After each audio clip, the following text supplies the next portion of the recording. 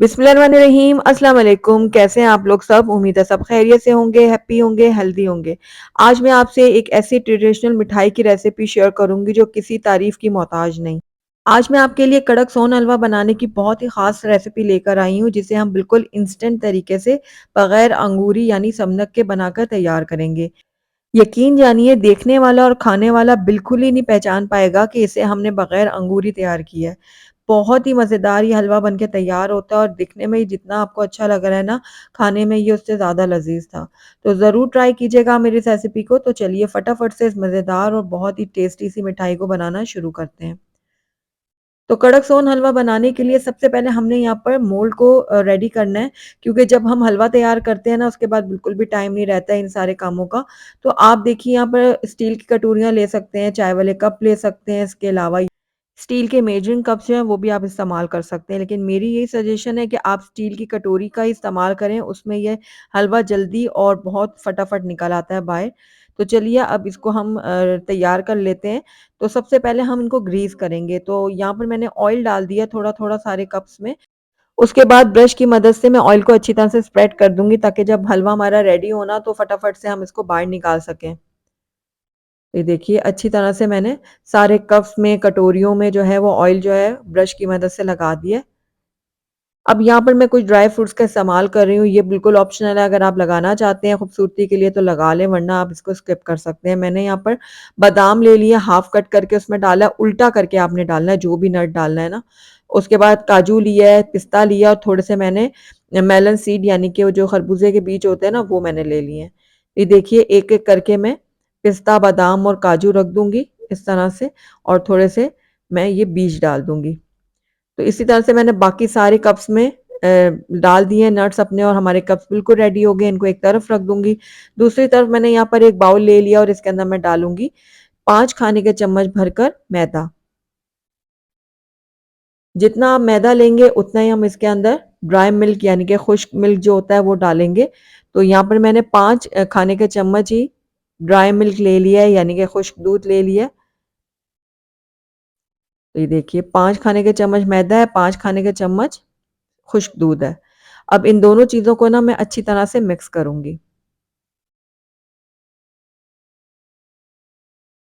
तो बस ये हमारा जो मिक्सचर है ना, ड्राई मिक्सचर ये रेडी है। इसको मैं एक तरफ रख देती हूँ, दूसरी तरफ मैंने यहाँ पर ले लिया एक पैन। पैन में हम ऐड करेंगे 1/4 कप देसी घी। आप चाहें तो बनास्पति घी का भी इस्तेमाल कर सकते हैं, लेकिन मिठाई वगैरह जितनी भी होती है वो देसी घी में ही बनाई जाती है और उसी से उसका टेस्ट ज़्यादा एनहांस होता है। तो देखिए घी जो है वो मेल्ट हो गया है। जब घी मेल्ट हो जाएगा तो उसके अंदर हम चीनी ऐड करेंगे। तो मैंने 1 कप भर के चीनी का यहाँ पे इस्तेमाल किया है, क्योंकि जो सोन हलवा होता है ना, ये ज़रा ज़्यादा मीठा होता है। तो बस अब लो फ्लेम में ना हमने चीनी को कैरेमलाइज़ करना है। अच्छा आपने ना हाई फ्लेम नहीं करनी है, हाई फ्लेम में ये हो तो फटाफट जाएगा, लेकिन इसका टेस्ट जो है ना थोड़ा-सा बिटर यानी कि कड़वा हो जाएगा। इसीलिए हमने चीनी को बहुत आराम से बिल्कुल पेशेंस के साथ पकाना है कि ये बहुत लो फ्लेम में जो है ना कैरेमलाइज़ हो। तो बस ये देखिए अब हल्का-हल्का सा इसमें कलर आना शुरू हो गया ना, अब लगातार आप इसको चम्मच चलाते रहें। चीनी हमारी मेल्ट होती जाएगी और इसका कलर जो है ना वो गोल्डन टोन में चला जाएगा। लेकिन आपने ना बहुत ज़्यादा भी इसको गोल्डन ब्राउन नहीं करना, वरना जो हमारा हलवा है ना वो डार्क कलर का बनेगा, जो दिखने में भी अच्छा नहीं लगेगा और खाने में भी उसका टेस्ट थोड़ा-सा कड़वाहट की तरफ चला जाएगा।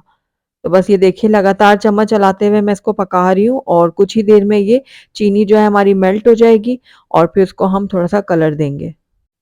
तो देखिए चीनी हमारी अच्छी तरह से मेल्ट हो गई है और इसका कलर भी काफ़ी चेंज हो गया है। बस कुछ देर के लिए मैं इसको और पकाऊँगी ताकि इसका कलर थोड़ा-सा और चेंज हो जाए। तो ये देखिए हमारी चीनी जो है वो अच्छे से कैरेमलाइज़ हो गई है, इसका कलर बहुत अच्छा गोल्डन हो चुका है। बस फ्लेम को अब मैं बंद कर दूँगी, उसको लगातार चलाती रहूँगी ताकि हमारी जो चीनी जो है ना, वो ज़्यादा और ब्राउन ना हो जाए। थोड़ा-सा इसका जो टेम्परेचर है हम लो करने के लिए इसको इस तरह स्टर करते रहेंगे। हमारा चीनी का जो कैरेमल है ना बिल्कुल रेडी हो चुका है। अब इसके अंदर हम अपना ड्राई मिक्सचर डालेंगे। हमने जो मैदे का और दूध का जो मिक्सचर बना के रखा हुआ था ना वो हम डालेंगे। तो 2 से 3 पोर्शन में हम इसको डालेंगे ताकि ये अच्छी तरह से मिक्स हो जाए। और अब ये वाला जो काम है ना आपने फटाफट से करना है।